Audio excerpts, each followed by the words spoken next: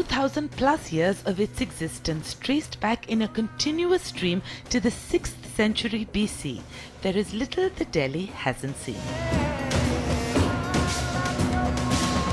Siege, success, life, death, celebrations, cruelty, chaos, art, music, dynasties that came, went, and then made way for others.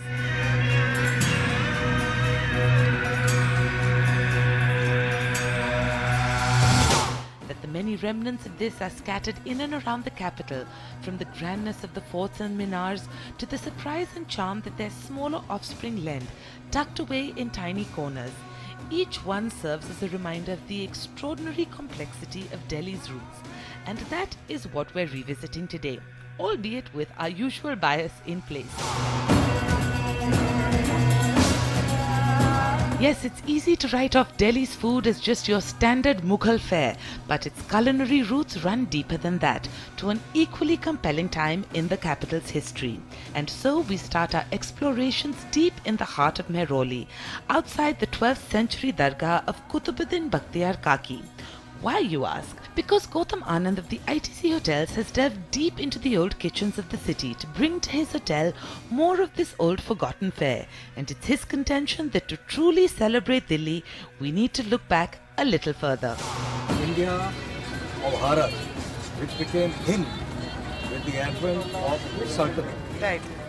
Now the Sultanate period very much did whatever the Mughals did, in a smaller fashion. But this whole Ganga Jamni Tehzeeb really started with the Sultanate. Now the Dargah of Qutubuddin Bakhtiyar Kaki was the oldest Sufi Dargah in this part of the world. I see. And that's why I keep saying that this is where it started, this whole tradition of joint friendship, or what we call the idea of India. It really started there.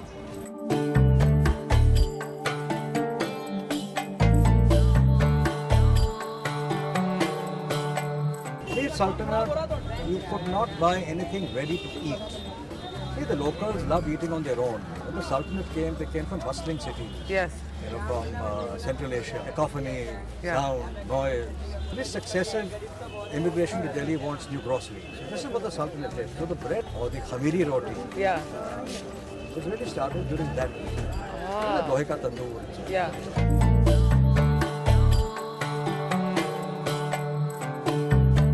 Of course, the Lohe Ka Tandoor is just the beginning. It's not hard to believe the change began here, right outside the shrine, that by the way predates Purani Delhi by a solid 400 years. We have chosen well. Gautam is going in to pay his respects, and I am excited to put flavors to the setting. And there, right in front of the entrance, looks to be the perfect spot. This is a place built for and around the faithful who come visiting.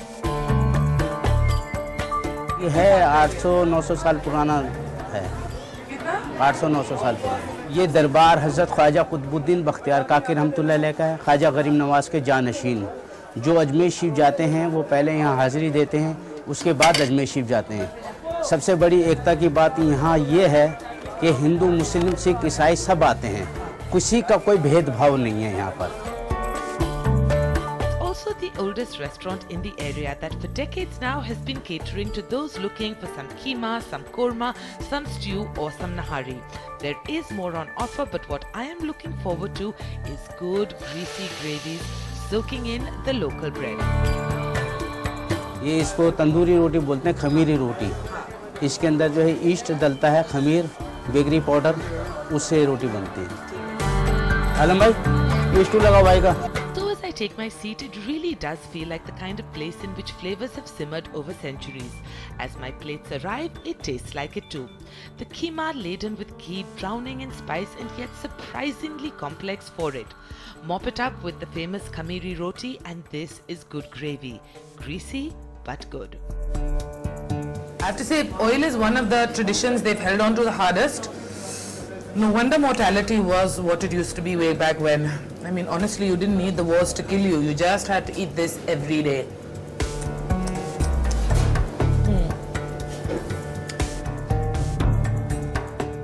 The korma too works wonderfully. There is that sense here of traditions that have endured, that have withstood the march of time just a mile or so away.